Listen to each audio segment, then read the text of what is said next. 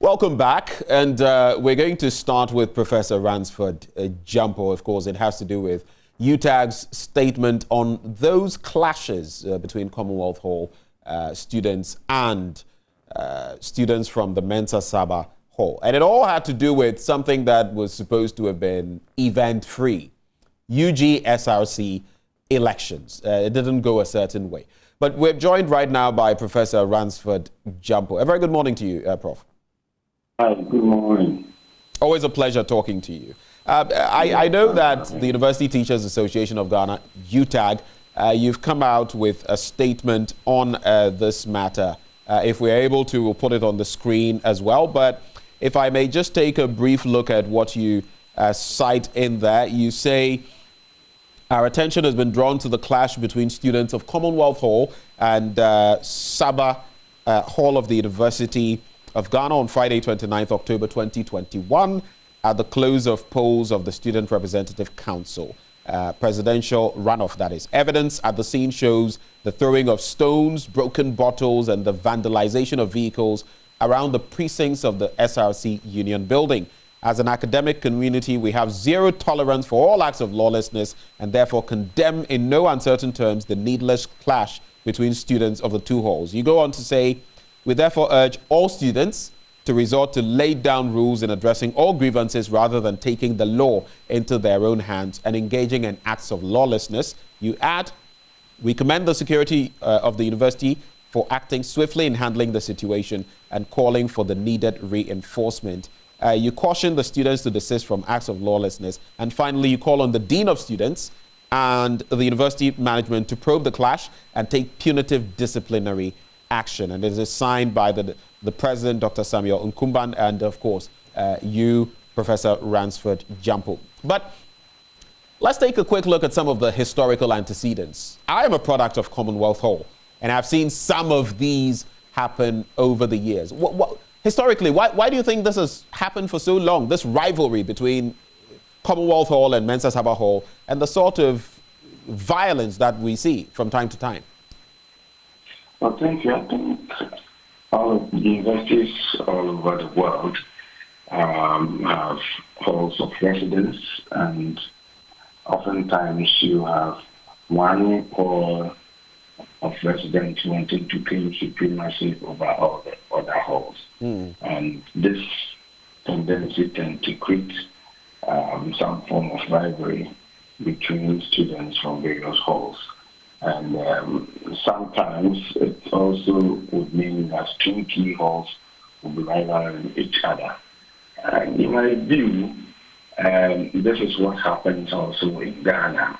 I'm sure all the other universities in Ghana would have some of these tendencies. And as a student activist myself, and as a student, I believe that a little bit of rivalry will bring some healthy competition and also excitement on campus.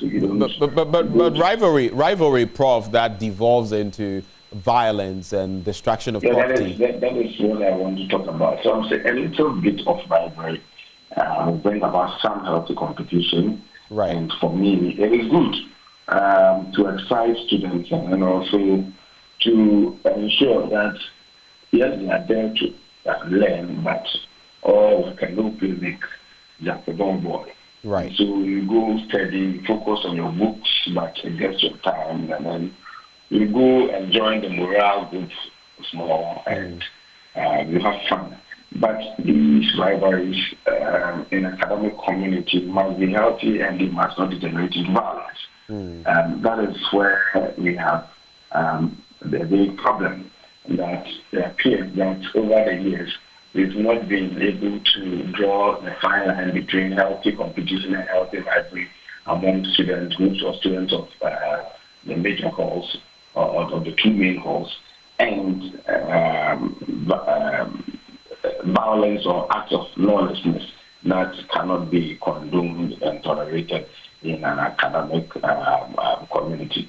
And so this has been a serious source of concern. I have been following student activism and student governance with keen interest. If you look at my publications, most of them have got to do with student representation and students in the serving the needs of their constituents, and also the fact that sometimes you have politicization in determining of the selection processes to determine who must be a student leader.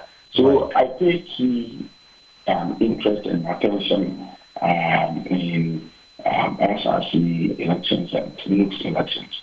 I think over the last weekend, I had a cause to go there myself to observe the clash between the two main halls, or the two rival halls, Commonwealth Hall and Mensah Sarbah Hall. And I thought it wasn't something that, they had gathered, vandals had descended down the city to convert around the Union Building. And then Sarbah was also in front of their main hall. And they were all singing and dancing and chanting. But before we could say that it degenerated into... Prof, a very quick one. Now that you paint that picture, when the vandals descend, and they were in their numbers, SRC building, which is right adjacent, if you like, Mensah Sarbah Hall, you were commending the security apparatus on campus, but did they not foresee that once you had the vandals descending in close proximity to the Mensah Sarbah Hall students who were also in favor of a different candidate, that was a recipe for disaster? Was that not a lapse in there? No, you see, in the statement we issued, I think down there you will see that even though we commended the security, we said that next time around they should be able to gather, let me read that. So while we caution students to desist from all acts of lawlessness, we call on our security units and all relevant authorities in charge of student affairs to be proactive in gathering the needed intelligence to quell such acts of lawlessness before they occur. So we are of the view that if they had added earlier intelligence, we would have known, notice that if some of these tendencies are happening and there is a very keenly contested election, and you have one student be descending from their origin or from abode and going closer to another rival student group, it would normally degenerate into some of these couples, and so maybe they should have just intervened. But sometimes you can also understand that the security agencies should also want to operate in a manner that doesn't look as if they are overly interfering or restricting students. But if it is going to lead to clash or violence, then they must act proactively to prevent that process, that situation. And so we think as an academic community, the environment for learning must be healthy, it must be congenial, it must be peaceful, and it must be one of civility. Right. And so we do not think that,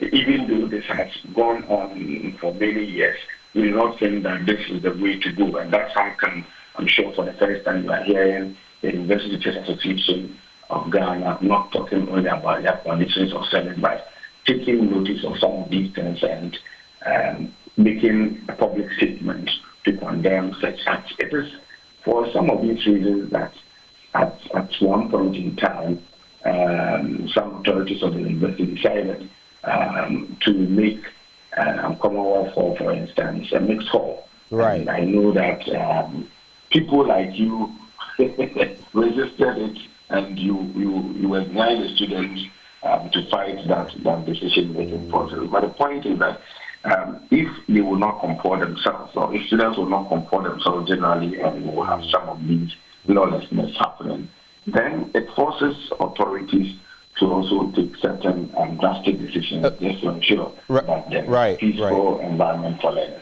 Prof, so this is a two-way street. Usually it is either the vandals attacking the Okpo mates or the Mensah Sarbah, depending on which one of the annexes, or vice versa. But usually another thing, we don't have footage to determine that it was Asamesi or Mr. X or Madam Y who got involved in the skirmishes, in the exchanges. do you think it's high time we're able to get such information? I mean, CCTV cameras and the rest. And since you speak of the lawlessness, what should happen to any students found culpable for some of the mayhem we saw? What should happen to them? Well, you see, regardless of whoever caused it or whoever started the stone throwing or act of vandalism, I think that the point you want to make is that it is an academic community, and the environment should always be one of civility. If you have issues, if you have crimes, if you have problems with whatever is being done, somebody irritates or provokes you, they are laid down processes that must be taken or must be resorted to, rather than, as we indicated in our statement, taking the laws into your own hands. And so we have called on the Dean of Students and the University Management to probe the class and take punitive disciplinary action against all ringleaders and those found culpable. What would you suggest, Prof? What would you suggest, punitive measures? I mean, you've been there, you've headed, different departments and all of that at the University of Ghana. What would you suggest to serve as a proper deterrent in there? There are rules governing how things are done, and there are additional measures and recommendations to deal with some of these things. And so I believe that if a probe is instituted and people are found culpable, the rules and the prescriptions that are sanctioned by the rules will be administered. Let's wrap on, so moving forward, how to forestall some of these. And now that we have a new Vice-Chancellor, our first lady Vice-Chancellor, Professor Amfo, I would want you to maybe share some pearls of wisdom. You have been in the system for donkey years. What would be your wise counsel to her on these matters, and maybe generally? What would be your parting words for the new Vice-Chancellor? The new Vice-Chancellor is not a novice at all. She's been in the university for long. Oh yes, I'm not saying she is a novice, but I'm saying that having been in the system and seen some things that maybe she may not have seen, like what you're talking about, your experience when it comes to these clashes, what would you be your counsel for her? Well, we have made a recommendation that Dean of Students and University Management probe the matter. And so, for me, the simple counsel will be that she takes some of this particular recommendation seriously. We're working together with the Dean of Students. A committee is put in place or set up to go into what really happened, and if the report comes, if we implement recommendations encapsulated in the report strictly without fear or favor. And I believe that, as I said, she's been in the system for quite some time, and she knows how some of these matters are handled. So for me, I don't think it is even going to be a problem for her dealing with some of these things. We have made a call, and I believe that they would look into it, because I don't think she would also tolerate some of these acts of lawlessness. So I believe she would act. Right. My final bit to you, do you have any timelines on this? I mean, are you expecting that maybe within, like you say, you're collaborating with the dean, but are you looking at maybe 2 weeks, a month, for some action to be taken, for some responses as UTAG? Well, it depends on the authorities. We have issued a strict statement. The incident happened around Friday and getting into Saturday, and then on Sunday evening, the following day, we issued our statement. And so we're hoping that just as we've acted timelessly on this, they will also act swiftly. So I'm sure that within the next couple of days, I have personally sent a copy of the release to the Dean of Students, and I want to believe that within the next few couple of days, they would act and bring finality to this matter. Professor Jampo, thank you so much for bringing us better insight into this matter this morning. We wish you the best, sir.